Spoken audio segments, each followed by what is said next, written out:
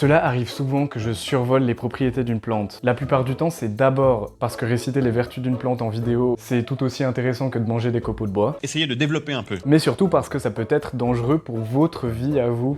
Salut la compagnie. Hier, je vous parlais de la plante Cola acuminata. Et je suis tombé sur quelques absurdités concernant cette plante pendant mes recherches. Alors je n'ai rien contre le fait de mettre en valeur des plantes pour leurs vertus sur internet. Je le fais moi-même parce que je sais que ça intéresse certains. Mais je tente toujours d'en dire suffisamment peu pour que ce soit juste informatif. Je devrais peut-être pas, et c'est ce que je me dis quand je vois ce genre de résumé.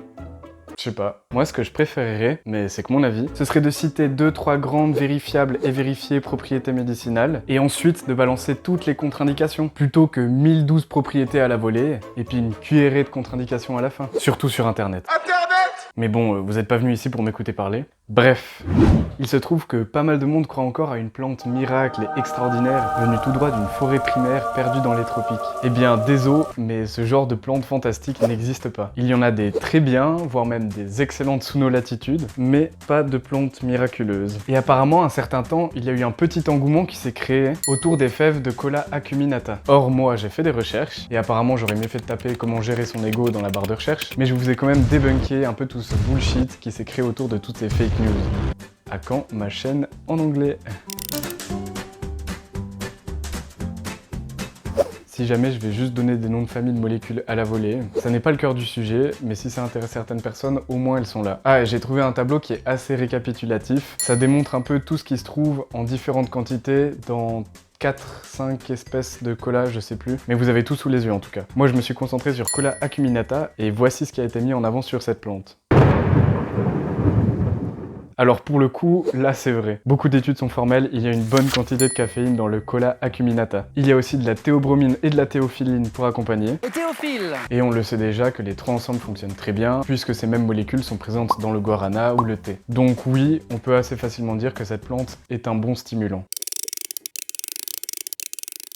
Alors ça c'est souvent le grand classique pour essayer de cibler les vieux. Désolé hein, mais c'est quand même une maladie qui apparaît plus tôt avec l'âge. J'ai eu beau chercher et je sais pas où est-ce qu'on a pu lui trouver des effets pour ce genre de trouble. C'est vrai que Cola acuminata contient des glucosides de saponine, et parfois ces molécules ont un effet anti-inflammatoire et un effet sur le système immunitaire, ce qui est plutôt bénéfique pour les articulations. Mais de là à prétendre que ça a un effet sur l'arthrose directement, sincèrement je ne pense pas qu'il y ait besoin d'aller jusqu'au centre de l'Afrique pour trouver des plantes qui ont un effet sur les articulations. Il y a des plantes qui sont testées et approuvées en Europe et qui fonctionnent très bien. Donc pour moi c'est un oui peut-être, mais on peut certainement trouver mieux et tester.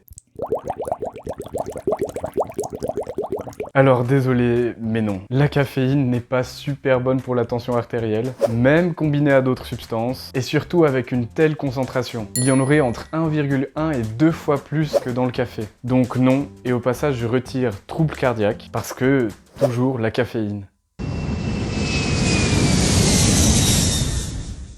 Alors c'est vrai que cette plante contient des lipides de type stéroïde. Il y en a même pas mal selon ce que j'ai pu voir. C'est vrai aussi qu'il y a des alcaloïdes qui agissent sur le système nerveux central. Et en plus, si on ajoute à cela, il y a la caféine. Mais comme on ne construit pas une maison en faisant un tas de briques, ce que je veux dire par là, c'est qu'on peut pas cumuler des faits et avancer ça comme une preuve. Ça marche pas comme ça. Une seule plante contient une infinité de molécules, et de là à avancer qu'elle a un effet sur la libido ou sur les performances sexuelles masculines, ou de façon générale, eh bien moi je trouve ça un petit peu osé. Je pourrais m'arrêter là, mais j'ai pas trouvé beaucoup de choses pendant mes recherches qui disaient que Cola acuminata avait un effet sur les performances sexuelles. Donc je ne pense pas que c'est impossible, mais pour moi c'est non. Ça mériterait plus de recherches.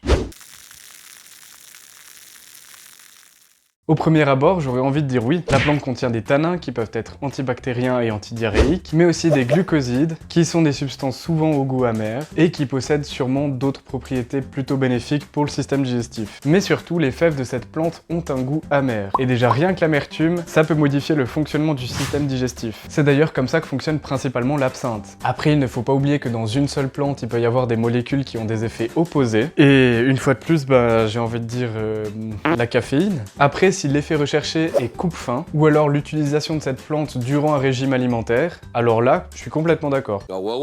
Mais de là à aider les troubles digestifs et toute la digestion, moi j'ai envie de dire non.